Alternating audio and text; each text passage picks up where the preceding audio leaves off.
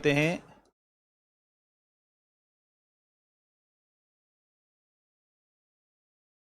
ये जो बेहतर भारत का निर्माण है ये आरसी मजूमदार कह रहे हैं कि जो बेहतर भारत का निर्माण है ये भारतीयों के सामुद्रिक और नौसैनिक क्षमता को दिखाता है।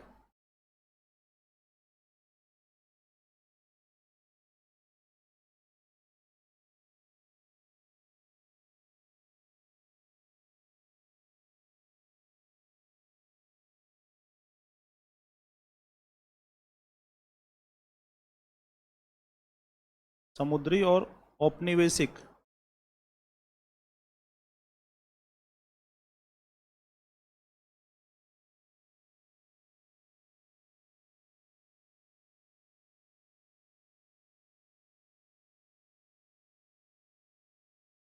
हम समुद्र में ताकतवर थे, इस वजह से हमने भी अपने उपनिवेश शामिल कर लिए।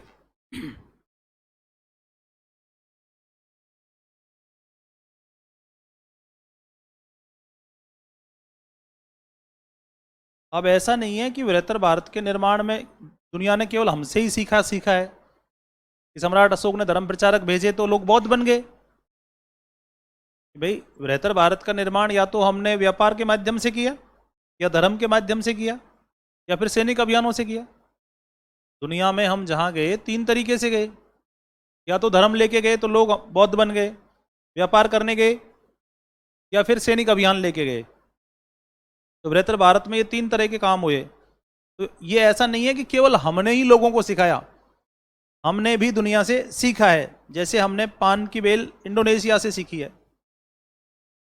तो जब भी पान खाते हो थैंक यू बोला करो, हाँ, इंडोनेशिया वालों को।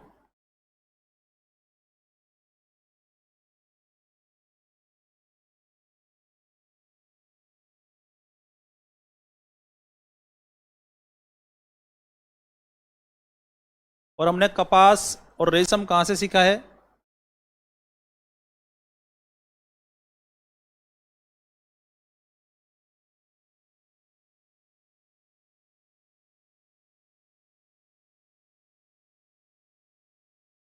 चीन से। और सिक्के डालना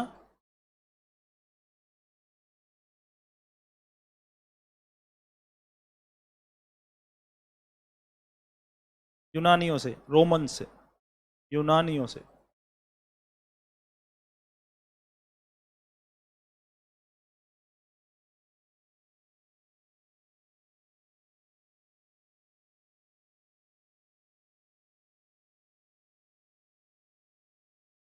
फिर वो चली गई। तो वैदिक आर्य सिंधु घाटी सभ्यता के उत्तराधिकारी हैं क्या? फिर तो कपास और रेशम बनाना चीन से सीखा। मतलब कुषाण शासकों के समय सिल्क रूट से रेशम कहाँ से आता था? फिर तुरंत बोले हैं कि कपास तो अपने पास थी ना। हैं? अच्छा, अपनी खुद ही अपनी बड़ाई कर रहे हो।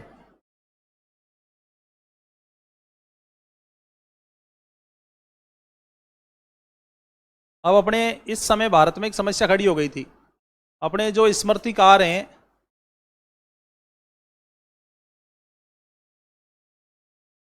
इन्होंने कह दिया था कलिवज्जे कर देंगे।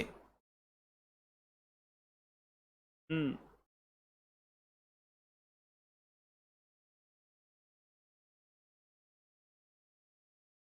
समुद्री यात्रा करने पर सामाजिक बहिष्कार, जाति से बाहर निकाल देते थे अगर आप विदेश चले गए तो। इसे क्या कहते थे? कलिवज्जे।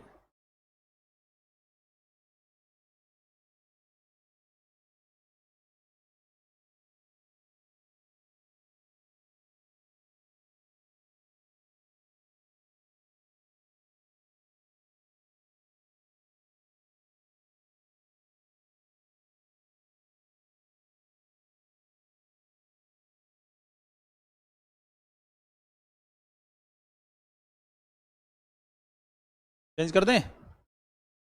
तो अब अपन प्रमुख स्थलों की बात करते हैं।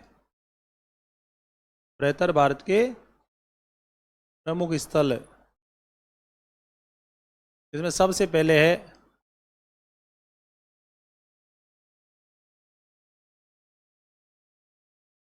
इंडोनेशिया। इंडोनेशिया यानी स्वर्ण द्वीप। और इंडोनेशिया में स्वर्ण द्वीप में भारतीय बृहत्तर भारत के केंद्र थे जावा, सुमात्रा, बाली और बोर्निया। सबसे पहले शुरुआत करेंगे जावा से। और जावा को प्राचीन भारतीय साहित्य में कहा गया है यवद्वीप। प्राचीन भारतीय साहित्य में क्या कहा गया है? यवद्वीप। जावा जावा में अधिकांश जो लोग गए वो कलिंग से गए, इसलिए कलिंग में आज तक कहावत है, कलिंग यानी उड़ीसा। जावा जाने वाले अधिकांश लोग कलिंग से थे, इसलिए कलिंग में आज तक एक कहावत है, जावा जाने वाले वापस नहीं लौटते। यहां पे अजीसक ने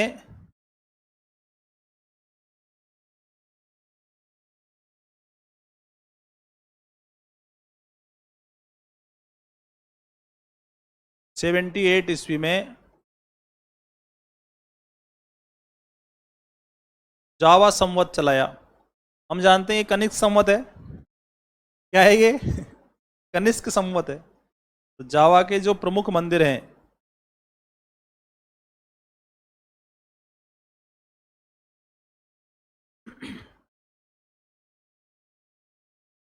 उनमें सबसे पहला है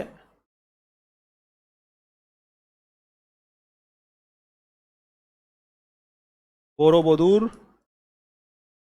स्तूप। जावा में सबसे प्रसिद्ध क्या है? बोरोबुदुर स्तूप। ये दुनिया का सबसे बड़ा, हाँ पहले निर्माण की बात करेंगे।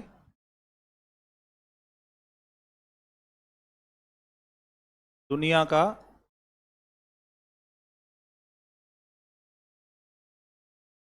सबसे बड़ा बौद्ध स्तूप। इसे 750 ईस्वी में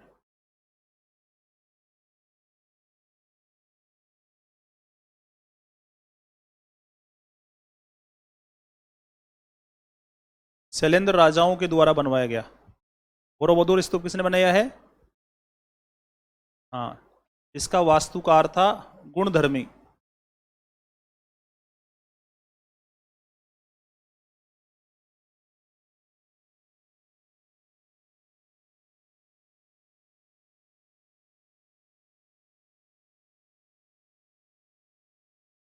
आरसी मजूमदार ने इसे दुनिया का 8वां आश्चर्य कहा।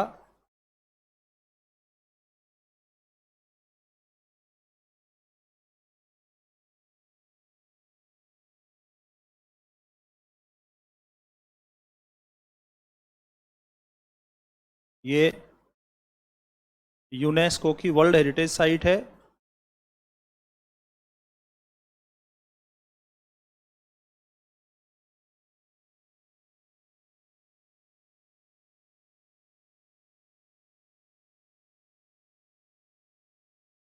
ये किसमें शामिल है?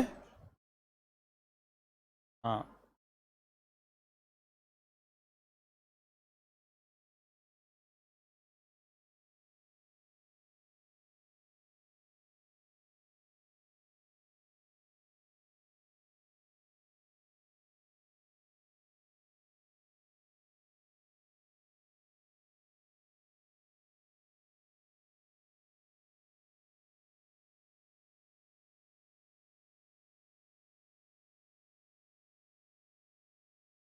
चेंज करते हैं क्या?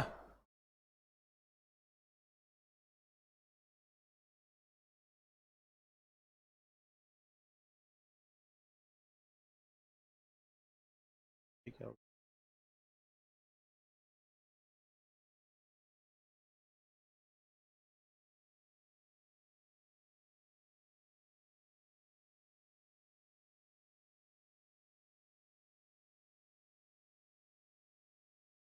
नोट कर लिया सबने?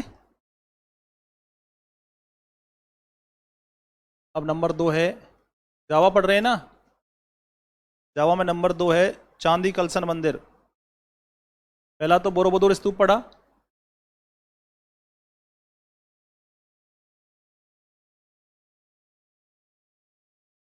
ये बौद्ध तारा देवी का मंदिर है। बौद्ध धर्म में देवी है कौन सी? और ये जावा का सबसे पुराना बौद्ध मंदिर है।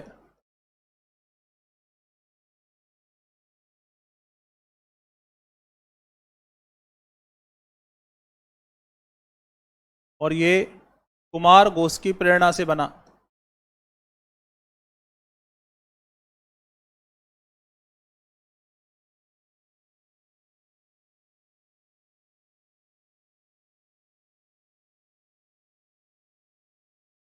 तीसरा है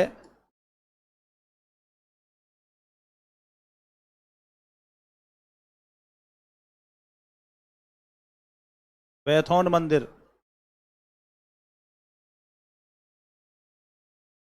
ये शिव जी का मंदिर है, भोलेनाथ का मंदिर है। इसके बाद है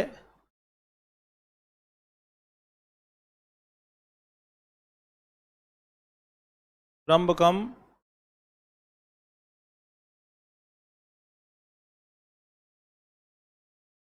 मंदिर समूह।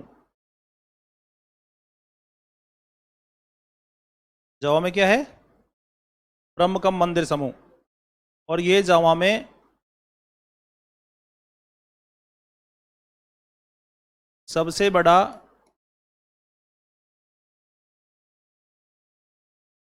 हिंदू मंदिर समूह है।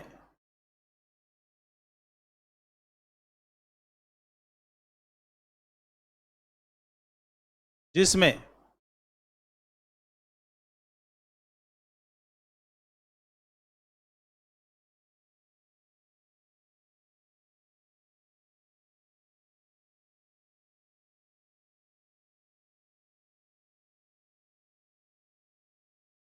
चांदी लोरो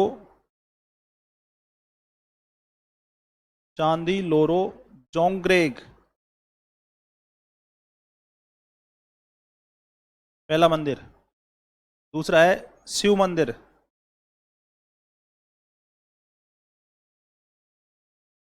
और तीसरा है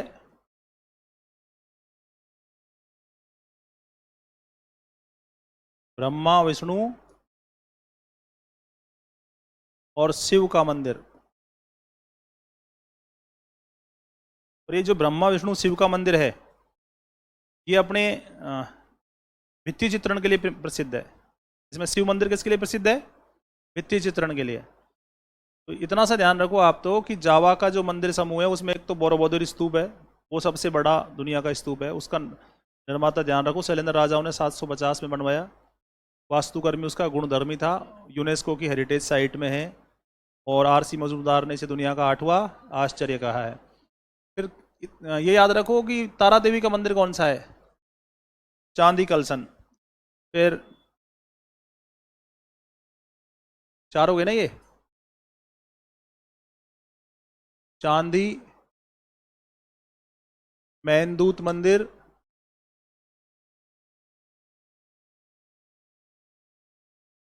चांदी सारी मंदिर,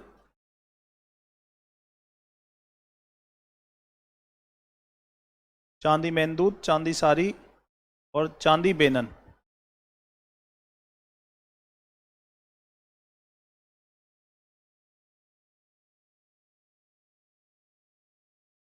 तो तुम्हारे आगे हो गया कि चांदी कहीं भी दिखेगी तो जावा लगा देंगे। सारी चांदी कहाँ है? जावा में है।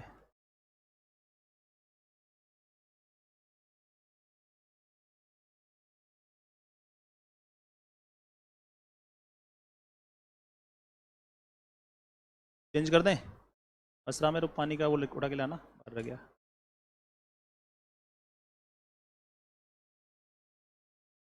छोटा सा टॉपिक है, 1-2 सवाल सॉल्व हो जाएंगे। एक तो चीनी बौद्ध यात्रियों का सवाल आता है, पाइयान एत्सांग एत्सिंग, ठीक है ना।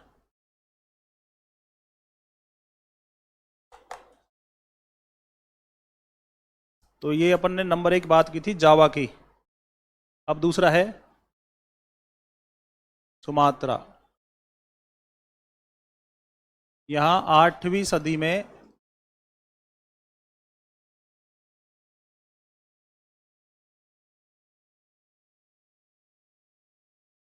श्री विजय साम्राज्य की स्थापना हुई। और ये श्री विजय साम्राज्य खुद को क्या कहते थे?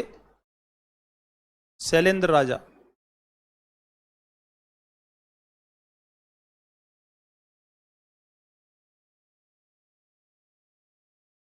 श्री विजय शासक खुद को क्या कहते थे? शैलेंद्र राजा। और इसका उल्लेख किया है किसने?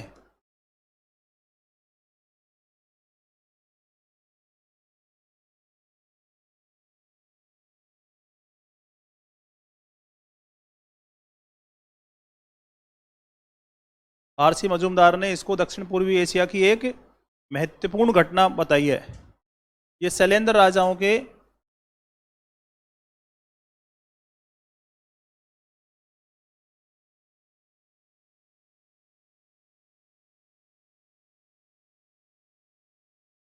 भारत में संबंध थे किससे? चोल राजा और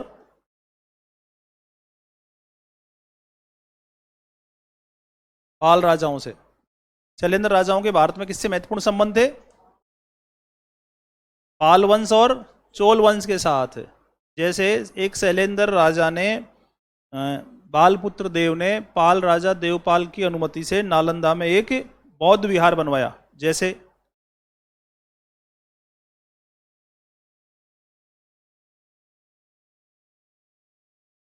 शैलेंद्र राजा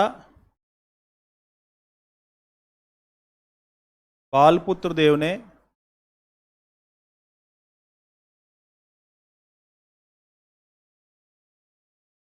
नालंदा विहार बनवाया।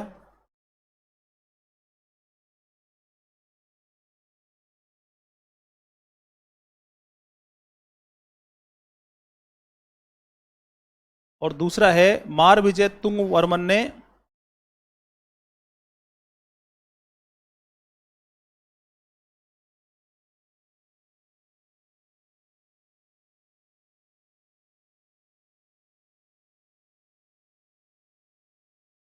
नागपट्टनम में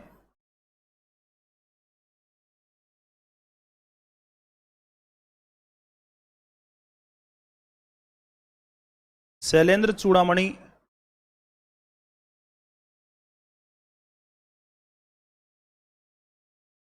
विहार बनवाया।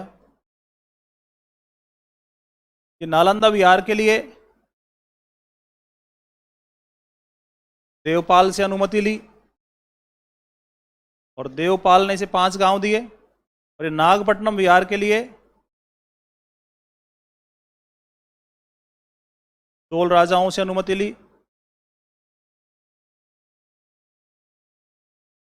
वो 3 राजा है ना, राजराज फर्स्ट, राजेंद्र फर्स्ट और फिर कुलोत्तुंग फर्स्ट। इसलिए तो ये विशेष ध्यान रखने वाली बात है कि इंडोनेशिया में हिंदू संस्कृति का बहुत बड़ा प्रभाव था। बाली और बोर्निया में तो हिंदू धर्म का बहुत प्रभाव था। आज भी इंडोनेशिया के लोग रामायण महाभारत के नाटक खेलते हैं और गर्व से कहते हैं खुद को कि हमारे पूर्वज हिंदू थे। भाई कालांतर में इंडोनेशिया इस्लाम की संस्कृति के प्रभाव में आ गया, इस्लाम के प्रभाव में आ गया और वो लोग मुसलमान हो गए। लेकिन वो आज भी कहते हैं इस बात को कि हमारे पूर्वज कौन थे? हिंदू थे।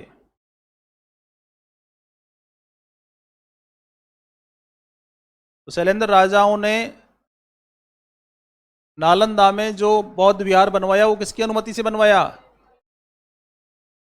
और नागपट्टनम का बौद्ध विहार किसकी अनुमति से बनवाया? बस। अब है हिंद चीन, इंडो चाइना। और इंडो चाइना का मतलब किससे है?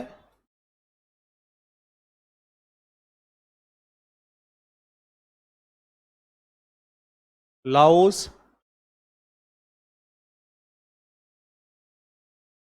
वियतनाम और कंबोडिया। चीन की तकलीफ का कारण यही तो है। ये क्षेत्र इंडो चाइना कहलाता है। इसमें से लाओस जो और वियतनाम है,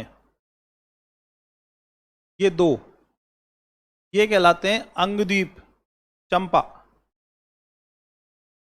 चंपा। और चंपा का एक नाम तो क्या है?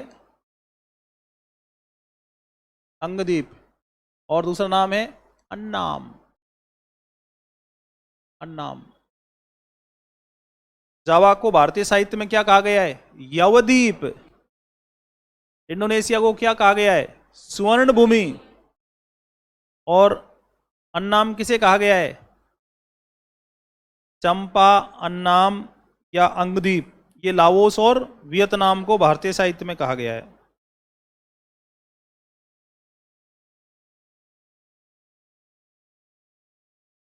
अब बात करते हैं चंपा की। चंपा का एक नाम क्या है? अपने प्राचीन भारत में जो 16 महाजनपद थे, उनमें से एक महाजनपद बिहार के भागलपुर में था, जिसको अंग कहते थे। और उस अंग की राजधानी क्या थी? चंपा। तो ये जो चंपा है, ये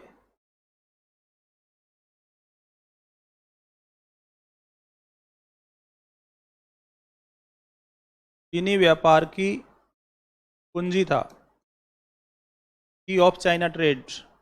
और ये सबसे दूरस्थ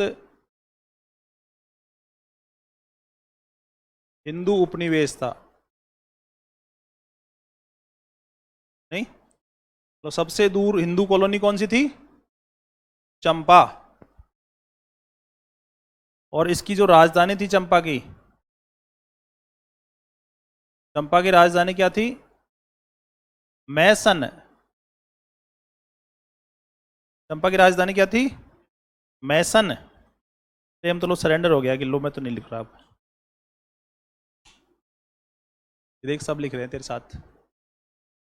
अच्छा ले चल, मैं साइड में हो गया लिख। और यहाँ आके बैठ तो इधर, सबसे आगे फ्रंट मैन बन।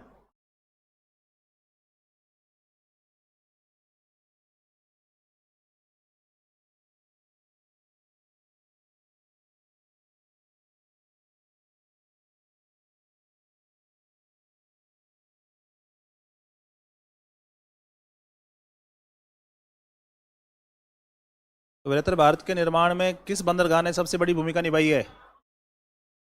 ताम्रलिप्ति ने। और कलिवज्जे क्या होता है?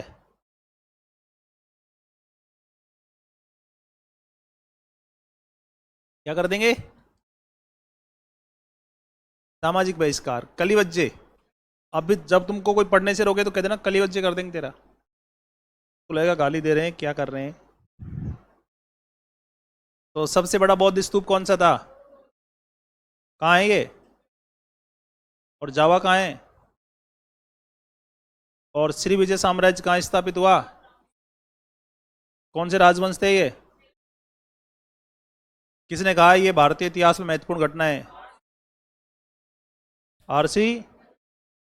यवद्वीप क्या है? जावा, जावा। और अन्नाम क्या है? चंपा। ठीक है, चंपा की राजधानी मैसन है।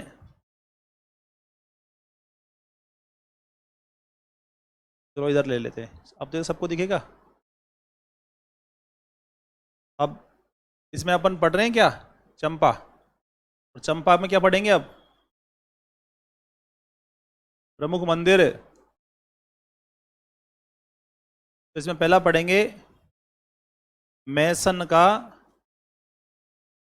शिव मंदिर।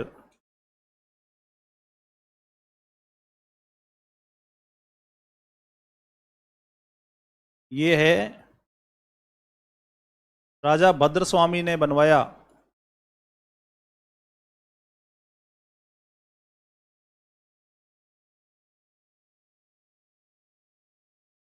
मैसन मंदिर का निर्माण किसने करवाया? दूसरा है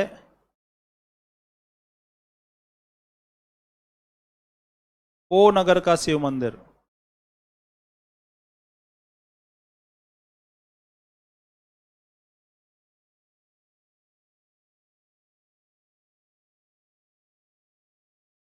अब तो ठीक है। यहां चंपा में है ना, कौंडिन्य ब्राह्मण ने हिंदू उपनिवेश स्थापित किया था।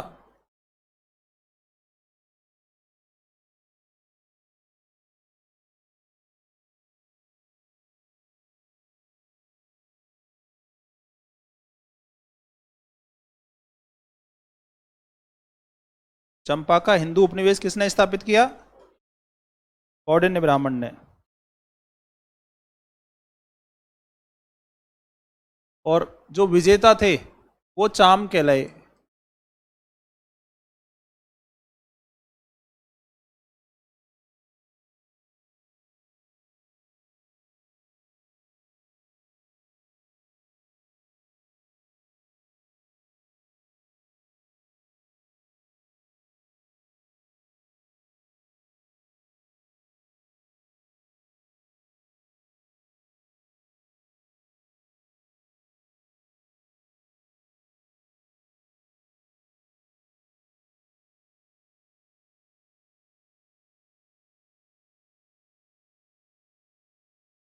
चलें?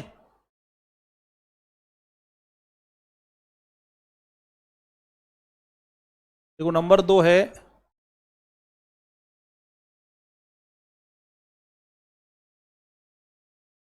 कंबोडिया। कंबोडिया को कहा गया है कंबुज या कंपूचिया।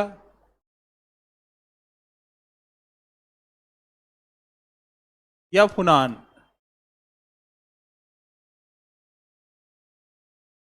कंबोडिया को कंबुज, फुनान या कंपूचिया कहा गया है। यहाँ के जो निवासी थे ना,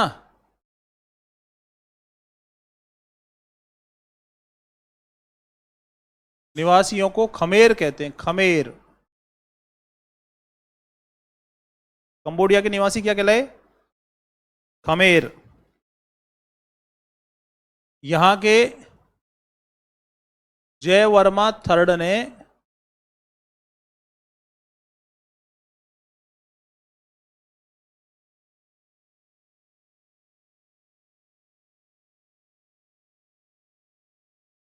पतंजलि महाभाष्य पर टीका लिखी। पतंजलि महाभाष्य पर टीका किसने लिखी? जय वर्मा थर्ड ने। पूछ रखा है क्वेश्चन। अब है अपन मंदिरों की बात करेंगे तो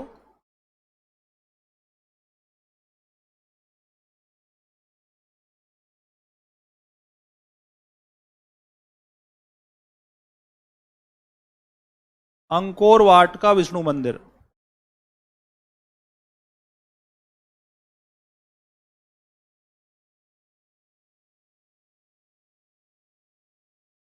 अंकोर वाट का विष्णु मंदिर। देखो खमेर भाषा में अंगकोर का अर्थ होता है राजधानी। जो खमेर लैंग्वेज है ना, उसमें अंगकोर का मतलब होता है कैपिटल। और ये खमेर राजाओं की कैपिटल थी और इनकी राजधानी का नाम था यशोधरपुर। यशोधरपुर।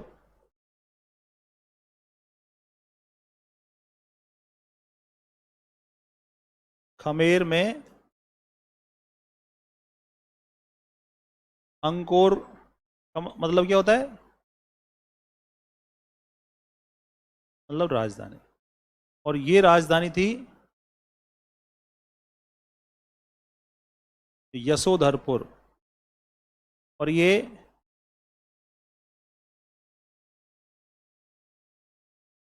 मीकांग नदी किनारे है।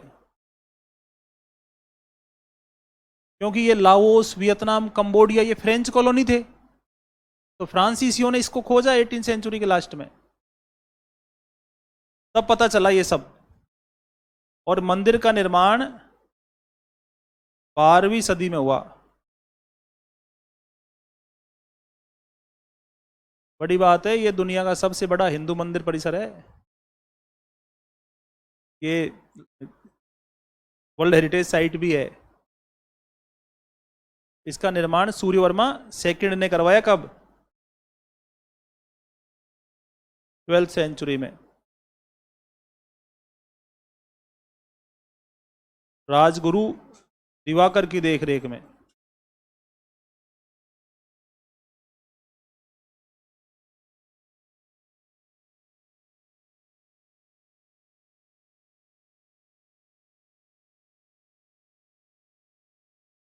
और ये दक्षिण भारत के चोल मंदिरों से प्रेरित है।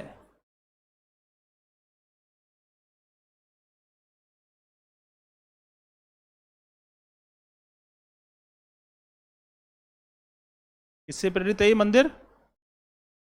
दक्षिण भारत के चोल मंदिरों से प्रेरित है। और ये यूनेस्को की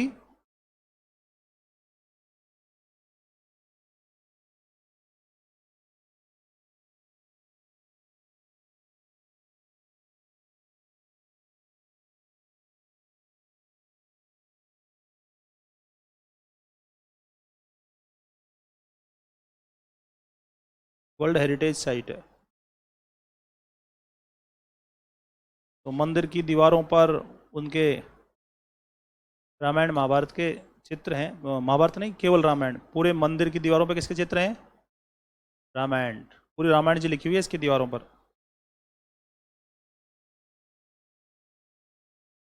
ये अपन ने बात की है किसकी? जिसको अपन कंबोडिया कह रहे हैं उसको भारतीय कह रहे थे कंबोजिया, कंपूचिया। और चीनी से क्या कह रहे थे? हुनान। कंबोडिया के निवासी क्या कहलाते हैं? खमेर। खमेर राजा था जयवर्मा थर्ड। उसने पतंजलि के महाभाष्य पर टीका लिखी। ठीक है। और यहाँ का जो सबसे फेमस मंदिर है वो क्या है? तो खमेर लैंग्वेज में अंकोर का मतलब होता है राजस्थान। तो ये राजधानी यशोधरपुर में बनाया गया था। कब बनाया था ये? है ना, 12वीं सदी में सूर्यवर्मा सेकंड के द्वारा मंदिर की देखरेख की राजगुरु दिवाकर ने।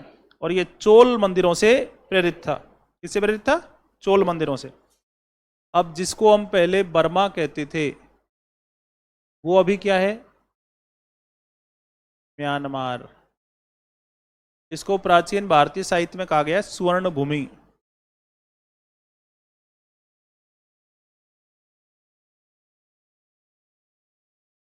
प्राचीन भारतीय साहित्य में बर्मा का नाम क्या मिलता है? स्वर्ण भूमि। इसका एक नाम और मिलता है इंद्रद्वीप।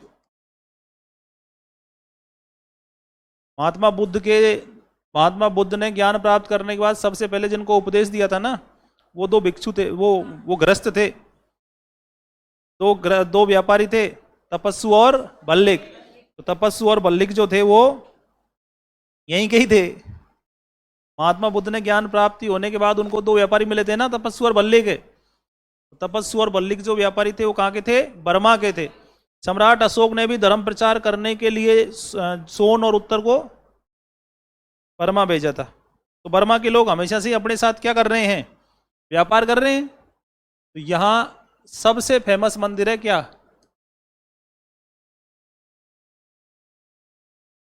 आनंद मंदिर। और ये आनंद मंदिर कहां पे है? पैगन में। और ये ईंटों से निर्मित है।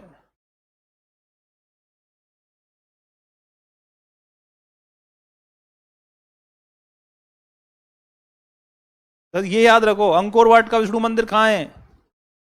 कंबोडिया में। ठीक है ना। और भद्र स्वामी मंदिर कहाँ है? मैसन में। मैसन, चंपा की राजधानी मैसन। और बोरोबदूर स्तूप कहाँ है? जावा में। प्रम्बकम मंदिर समूह कहाँ है? जावा में। ये याद रख दोगे, इससे ही सोल्व कर दोगे क्वेश्चन, कोई दिक्कत ही नहीं है।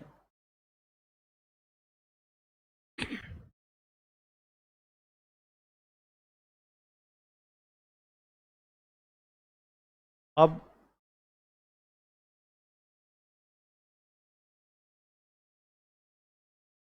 थाईलैंड तो क्या है? श्याम है। और आज का जो मलेशिया है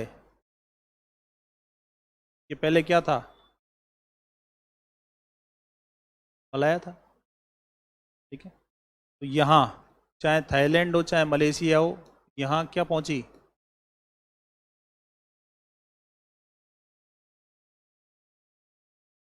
बौद्ध संस्कृति का प्रचार हुआ। इन दोनों जगह क्या हुआ? बौद्ध संस्कृति का प्रचार हुआ।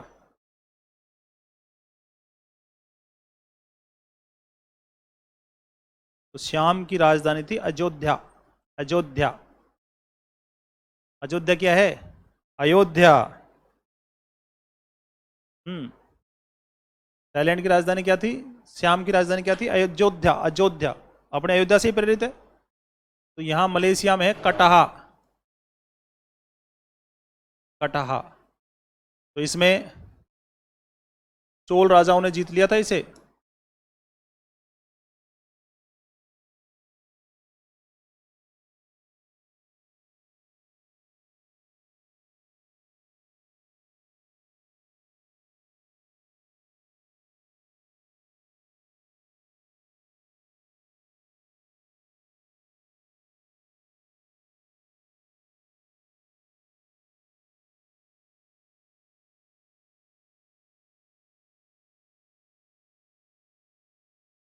चेंज कर दें क्या?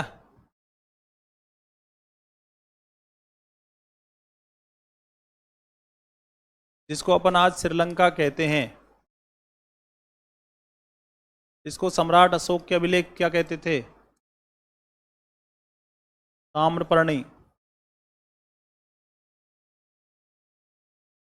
सिंघल, और एक नाम और है इसका, सिलोन।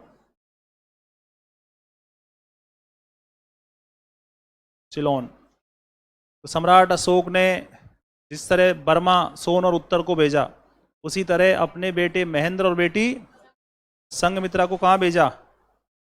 श्रीलंका भेजा, बौद्ध धर्म का प्रचार करने के लिए। क्या लेके गए थे ये? बोधि वृक्ष की टहनी।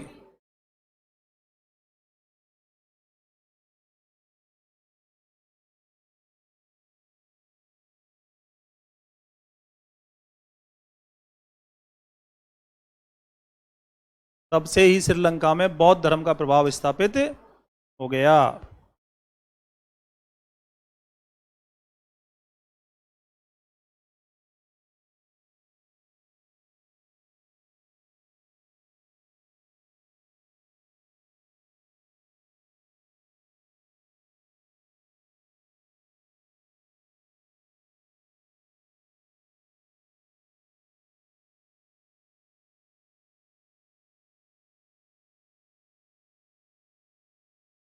देखो,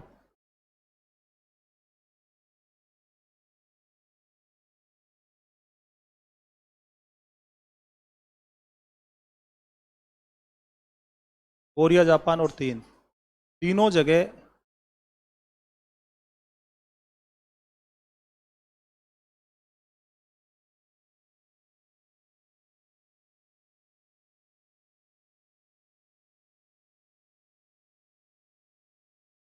क्या पहुंचा? बौद्ध धर्म का जैन संप्रदाय। इसको ये इतिहास वाले ढंग से नहीं लिखते, जैन लिख देते हैं, जैन। जैन तो अपने हैं, ये जैन है। क्या है? जैन है, जैन।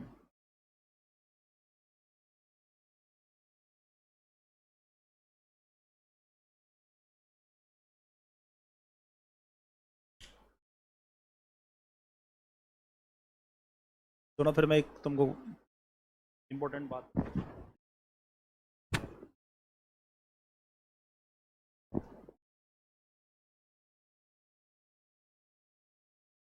महात्मा बुद्ध के जो शिष्य थे ना, प्रमुख जो शिष्य थे, कौन कौन से थे?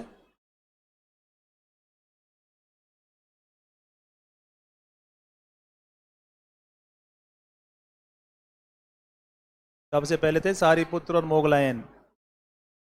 सारिपुत्र, और फिर आनंद, आनंद धम्म का घर, फिर महाकच्छायन, महाकश्यप, और अनिरुद्ध, और राहुल, और सुबूति। सुबूति है ना। महात्मा बुद्ध ने सबको सब दिया। सारिपुत्र और मोगलायन को तो इतना कुछ दिया कि बहुत बार वो अपने उपदेश आधे छोड़ देते थे और कहते भाई सारिपुत्र पूरा कर देगा। अग्र श्रावक थे वो दोनों। और आनंद को तो धम्म का ही घर कह दिया, निजी सेवक था ना, तो उन्होंने अपने शिष्यों को बहुत कुछ दिया। लेकिन महाकश्यप एकमात्र थे जिनके साथ बुद्ध ने अपने चीवर बदले। बौद्ध धर्म में चीवर कहते हैं वस्त्र को। महाकश्यप अकेले थे जिनके साथ बुद्ध ने चीवर बदले। तो बुद्ध के जीवन काल में ही महाकश्यप ने बुद्धत्व को प्राप्त कर लिया था। तो बाकी सब लोग कहते थे कि और सब तो शिष्य हैं, लेकिन महाकश्यप तो शिष्य होने के साथ साथ गुरु भी बन गया है। ऐसा उसने क्या किया? ऐसा उसने क्या किया कि बुद्ध ने उसके साथ अपने चीवर बदले और वो शिष्य के साथ साथ गुरु भी बन गया था। बुद्ध ने कही ये बात कि देखो तुम सब शिष्य हो मेरे, लेकिन महाकश्यप अकेला है जो शिष्य होने के साथ साथ गुरु भी है। ऐसा हुआ था। एक दिन क्या है कि वैसे पौराणिक बातें हैं तो टाइम मैच नहीं करेंगे। तो मिथिला में राजा जनक के गुरु हुए थे मौलुंक पुत्र। कौन हुए थे? मौलुंक पुत्र। मिथिला के राजा जनक, सीताजी के पिताजी राजा जनक, तो उनके गुरु हुए थे मौलुंक पुत्र। अब आप टाइम मैच करोगे तो वो तो भगवान राम की बात है, नहीं? तो आप ऐसे मानो कि मिथिला में एक व्यक्ति हुआ, दार्शनिक हुआ मौलुंक पुत्र। और मौलुंक पुत्र क्या है, 80 साल का हुआ और उसने सब पढ़ लिया, सारी किताबें पढ़ ली, सारी गाइडें खरीद ली, सारी कोचिंगें कर ली, सारे टेस्ट दे लिए, लेकिन फिर भी क्या है, उसका पार नहीं पड़ रही थी। तो उसको किसी ने कह दिया, तो वो बुद्ध के पास आ गया। नहीं तो उसने बुद्ध से पूछा वही सवाल जो उसके दिक्कत दे रहे थे। सब पढ़ रखा है लेकिन एग्जाम में नहीं हारे, नहीं? तो मुझे वो ज्ञान बताओ जो एग्जाम में आ जाए। तो फिर बुद्ध ने उससे कहा कि मैं वो सब बता दूंगा तुझे, लेकिन मेरी एक शर्त है, तू जो कुछ भी पूछना चाहता है मैं उस सारे जवाब दे दूंगा, लेकिन पहले मेरी एक शर्त है। कि वो क्या शर्त है? क्या शर्त है मीना?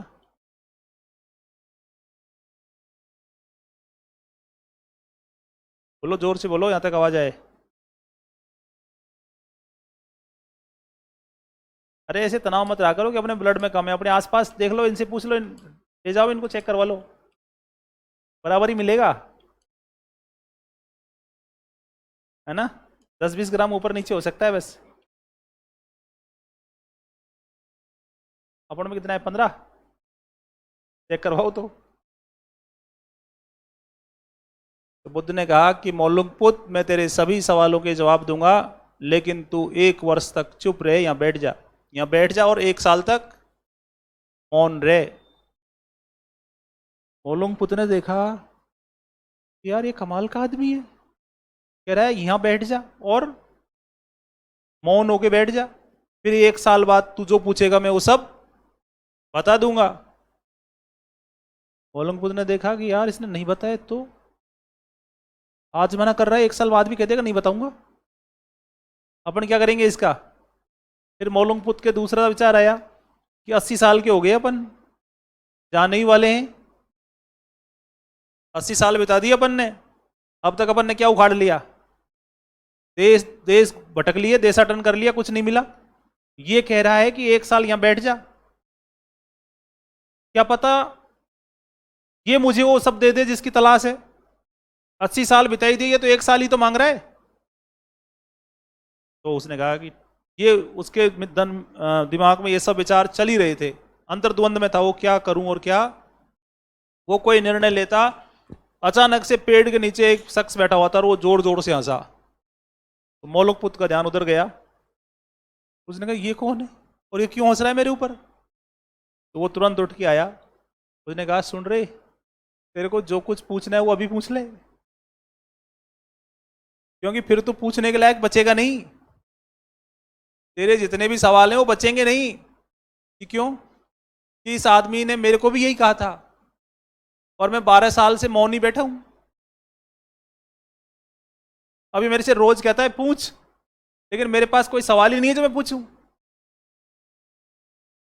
तो मोलुकपुत तू आज ही पूछ ले, अभी पूछ ले, नहीं पीछे तेरे पास कोई सवाल बचेगा नहीं, ये बहुत ऊंचा आदमी है।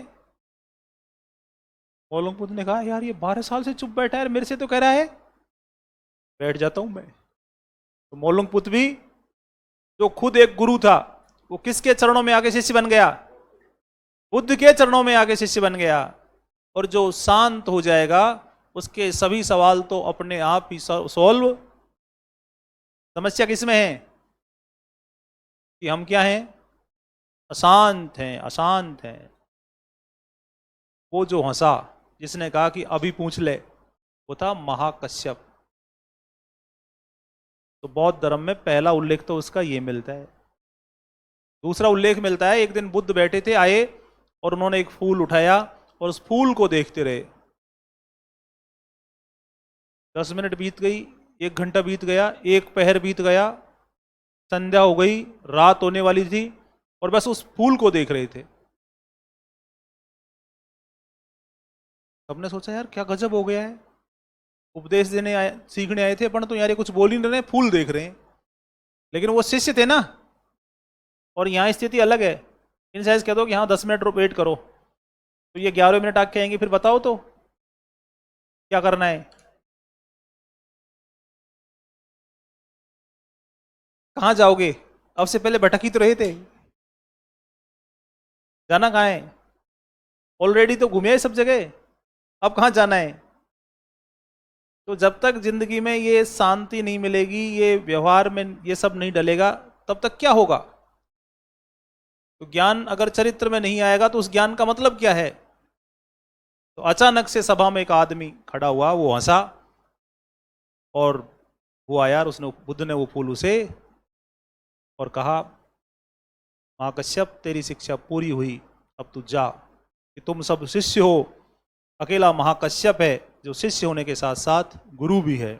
और बुद्ध ने अपने चीवर भी उसे दे दिए और उसके चीवर खुद ने ले लिए। चला गया महाकश्यप। बौद्ध धर्म में महाकश्यप के केवल ये 2 ही उल्लेख हैं। तो जिस बुद्ध ने ये कह दिया कि ये शिष्य के साथ साथ अब गुरु भी है, उसने क्या प्राप्त कर लिया होगा? 12 साल तक मौन रहा ना वो। तो बुद्ध जो कुछ उससे कह सकते थे वो तो कह दिया, और जो नहीं कह सकते थे वो मौन से समझा दिया। सीखने के साथ साथ क्या सीखना जरूरी है? ज्ञान को ग्रहण करना भी तो जरूरी है ना। ज्ञान को ऐसे थोड़ी है हवा में फैल रहा है कि ले आजा। जैसे एक वर्ड आता है धृति, धर्म ग्रंथों में एक वर्ड आता है धृति। धृति का मतलब होता है धारण करने की क्षमता। धृति का मतलब क्या होता है? जैसे इधर देखो, क्या देखा? नीचे क्या है? इसकी धृति 0 है। अरे पानी पड़ा ना इस पे, क्या हुआ? लिया ही नहीं उसने। और अभी ये पानी अगर मैं मस्तराम के सिर पे पटकूं तो आधी बोतल तो इसका सिर ले जाएगा, और अगर ये पूरी बोतल पूजा के सिर पे डाल दूं तो सब जहां तक धारण करने की क्षमता है वहां तक तो रहेगा। और अगर यही पानी भूमि पे डाला जाए तो लाओ डालो, कितना डाल सकते हो? क्योंकि भूमि की क्षमता है वो पानी को धारण कर लेगी। भूमि की क्षमता है वो पानी को धारण कर लेगी। जब भी अंकुरण होता है, जब भी अंकुरण होता है, जब भी सृजन होता है, तो वो सहजता से होता है या विपरीत से होता है? सृजन की आवश्यकता ही ये है कि वो विपरीत से होगा। आप देखते हो पहाड़ों में यार पेड़, मतलब पहाड़ों में पत्थर ही पत्थर है, पता नहीं कहां से एक पौधा निकल रहा है और वो बाहर निकल के कहता है ले आ गया। चट्टानों के बीच में से नहीं आ जाता पेड़। तो बीज जो है उसका अंकुरण विरोध में होगा, बिना विरोध के उसका अंकुरण नहीं होगा। जैसे अभी मैंने पानी डाला इस पे, तो इसकी धृति क्या है? जीरो है। ऐसे ज्ञान जो है, लर्निंग जो है, सीखना वो है, ये भी धरती है, ये हर कोई के नहीं आता है। ये मैं तो सबको बराबर ही कह रहा हूं ना, लेकिन कहीं तक ये पहुंच रही है बात और कहीं तक नहीं पहुंच रही है। इसलिए लर्निंग का पहला प्रोसेस ही क्या है? मौन। और स्टूडेंट में सबसे बड़ी समस्या क्या है?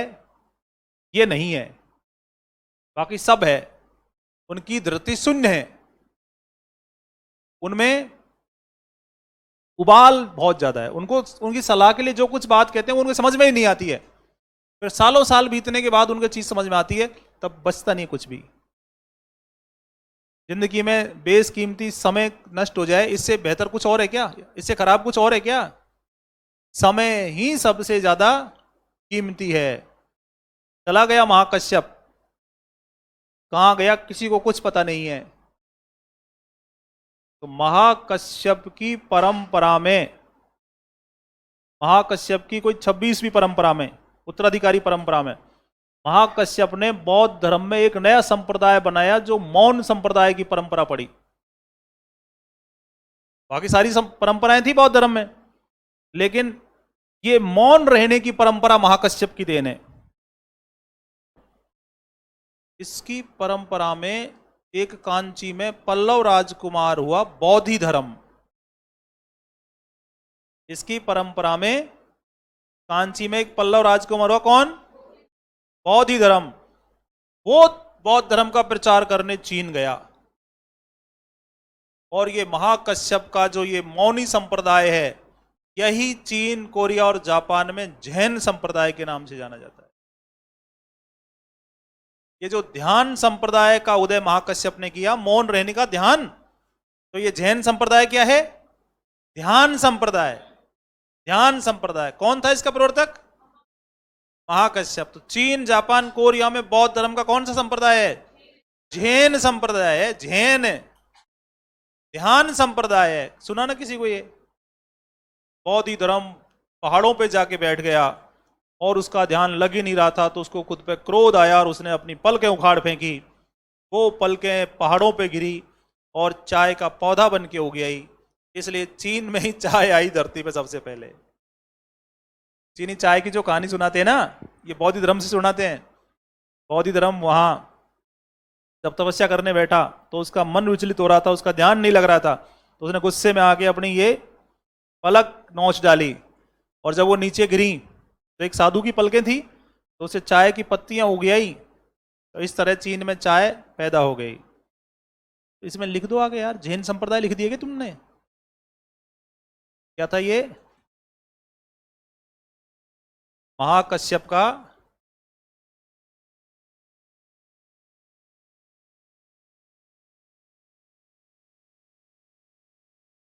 ध्यान संप्रदाय।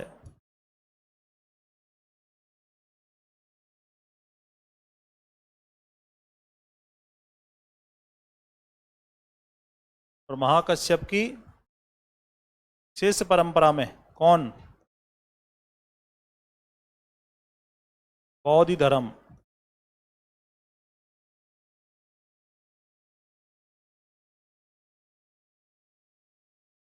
चीन लेकर गए।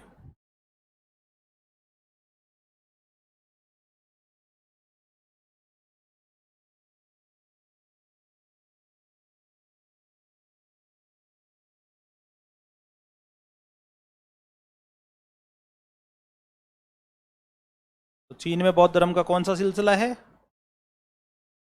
चीन। चीन।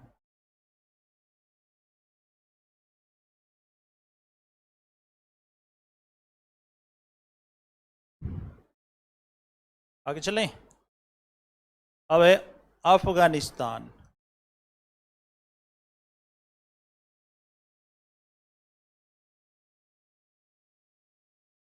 अफगानिस्तान में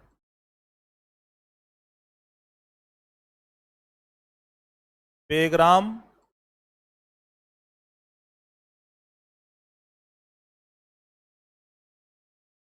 बामियान,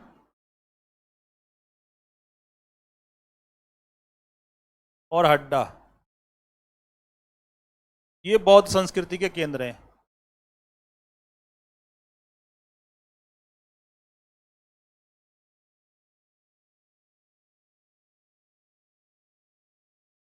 तो बामियान में महात्मा बुद्ध की सबसे ऊंची मूर्ति थी दुनिया की। बामियान में महात्मा बुद्ध की सबसे हाईएस्ट मूर्ति थी दुनिया की, लेकिन 2001-2 में तालिबान आतंकवादियों ने इसे तोड़ दिया। तुम खुश रहो, हम तो और बना लेंगे। मूर्तियां तोड़ने से ही अगर धर्म नष्ट हो जाता तो सनातन परंपरा कब की ध्वस्त हो गई होती। दूसरा मंदिर बना देंगे, क्या है। नहीं, खूब पत्थर है हमारे पास, दोबारा से प्राण प्रतिष्ठा कर देंगे। पंडित जी तो बुलाने पड़ेंगे।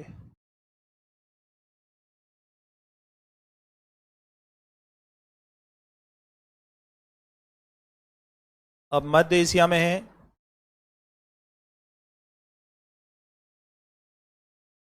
क्या, खासकर ऊंची पोतान। मध्य एशिया में अपनी संस्कृति के बड़े केंद्र कौन से थे? कासगर, कूची और खोतान। अब जो खोतान है इसमें कुणाल का साम्राज्य था। सम्राट अशोक के बेटे थे कुणाल, उनका साम्राज्य था। और यहां गोमती विहार था,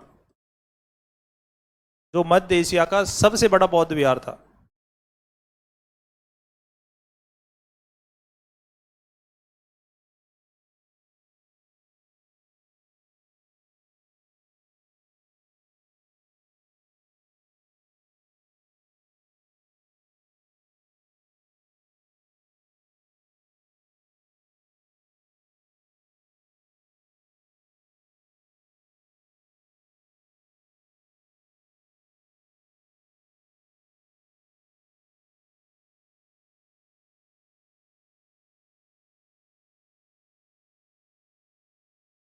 बना दिया।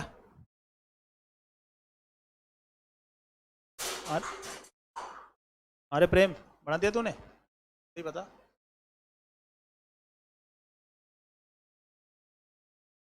तुझे क्या लिखने में आता है? जोर। तो एक वर्ड है रोम या जिप्सी, जानते हो क्या? आज भी दुनिया में ये रोम या जिप्सी हैं। इनके पास दुनिया के किसी भी देश की नागरिकता नहीं है और दुनिया का कोई भी बॉर्डर इनको नहीं रोक सकता। ये वो घुमक्कड़ लोग हैं जो नाचते हैं, गाते हैं, घूमते हैं, मस्त एंजॉय करते हैं। अफसोस ये बहुत थोड़े से बचे हैं, लेकिन अब आज भी दुनिया में ऐसे लोग हैं जिनके पास दुनिया के किसी भी देश का पासपोर्ट नहीं है। इनको कहीं जाने के लिए कोई भी पासपोर्ट लेने की जरूरत नहीं है। कोई पुलिस, कोई प्रशासन इनको नहीं रोकता। जाओ भाई। रिफ्यूजी नहीं कह सकते आप इनको, शरणार्थी नहीं है ये। रिफ्यूजी अलग होते हैं, ये तो क्या है? घुमक्कड़, घूमते फिरते रहने वाले लोग। ये मूल रूप से भारतीय ही थे। घुमक्कड़ एक वर्ड लिख देते हैं ना। पिलग्रिम, यात्री, यात्री, पिलग्रिम, घुमक्कड़। जब हिटलर आया था जर्मनी में, तो हिटलर ने इनको ढूंढ ढूंढ के जर्मनी से बाहर निकाला। हत्या तो नहीं कराई उसने, लेकिन उसने इनको ढूंढ ढूंढ के बाहर निकाला। अभी बहुत थोड़े से बच्चे हैं यहाँ, लाखों में हुआ करते थे, अभी हजारों में है बस। अपने हिमाचल प्रदेश में एक जगह है कसोल, जिसको मिनी इजराइल कहते हैं। जाना कभी मौका लगे तो, है ना। तुम थोड़ा सा अपना मेंटल लेवल उठाओ बस। तुमने जो ये गरीबी की संस्कृति अपना रखी है, इससे तुम्हारा सर्वनाश हो जाएगा। तो अभी गर्मियों का मौसम है, अभी उठाओ अपनी बाइक। और बाइक नहीं है तो दिल्ली से बस जाती है डायरेक्ट हिमाचल प्रदेश की। थोड़ा सा किराया किराया लेती है वो, 1800 रुपये। चले जाओ, तुरंत अपना झोला उठाओ और चल दो। उसको मिनी इजराइल बोलते हैं कसोल को। है क्या? इच्छा भी नहीं है क्या? फिर ठीक है, तो इच्छा मत मरने दो। इच्छा मर गई तो तुम मर जाओगे, तुमको मरने की जरूरत ही नहीं पड़ेगी फिर। आदमी पहले मरता है और उसके आदमी बाद में मरता है, रिक्शाएं।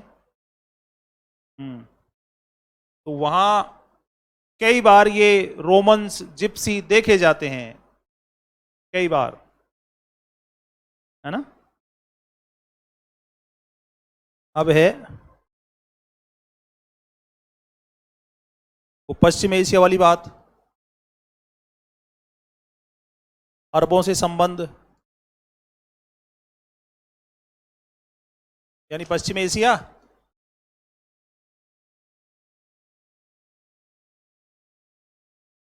इन्होंने कहा, अरबों ने,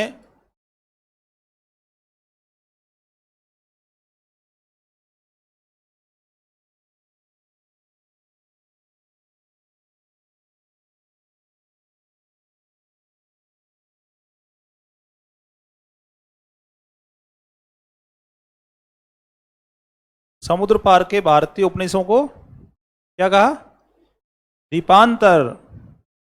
और इनमें एक लेखक हुआ है अल मसूदी, अरब राइटर है कौन, उसने बुक लिखी है उरूज अल जहाब, उरूज अल जहाब, जिसका अंग्रेजी नाम है मिडोज ऑफ गोल्ड।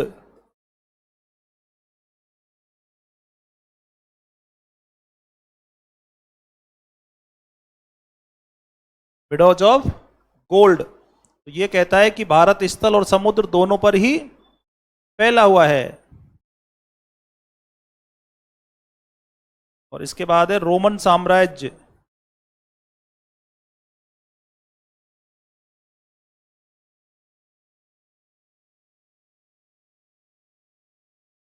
रोमन साम्राज्य जो है ये भारत से आयात करता था काली मिर्च का, मसालों का, पान का, इत्र का।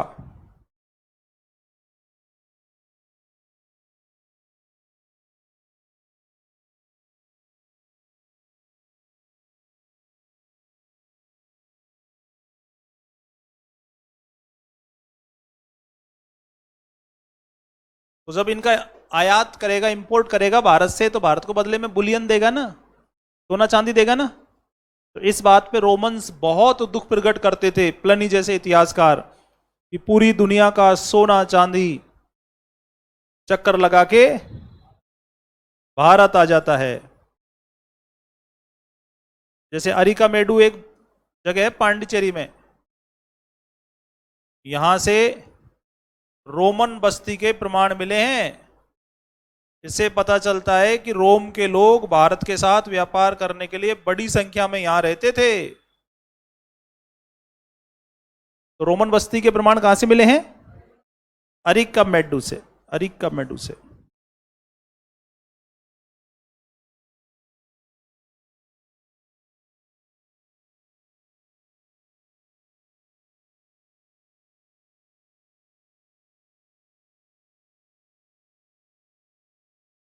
अरिकामेडु से। तो फिर इसके बाद कल देखेंगे, कल बहुत हुआ, कल तो हॉलीडे है, छुट्टी, मंडे को देखेंगे, ठीक है ना। प्राचीन भारत में शिक्षा पढ़ेंगे अब, चीनी यात्रियों का यहाँ है आधा घंटे का लेक्चर, और फिर प्राचीन भारत में शिक्षा।